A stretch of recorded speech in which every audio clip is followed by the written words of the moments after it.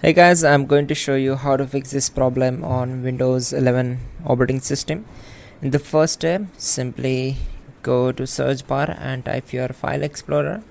Just open it and simply right click on this PC, open its properties, then click on advanced system settings. Once we are here, we need to go to advanced tab and from performance section click on settings. Then we need to simply check this box, the show thumbnails instead of icons. Once done, save the changes, closes all windows one by one. Okay, in the next method we are going to just search for disk cleanup and click here to open it.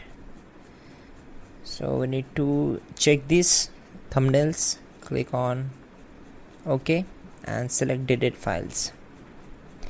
So this will take some time to complete the process. Once done, we will simply move to the next method. That will be right click here, select task manager, then search the Windows Explorer, select it, right click on it and select restart.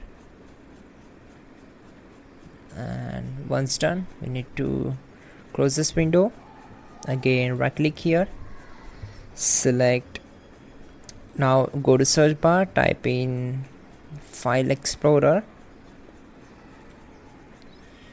select the folder, then click on these three dots, open options, then go to view tab and we need to uncheck this option, always show icons never thumbnails.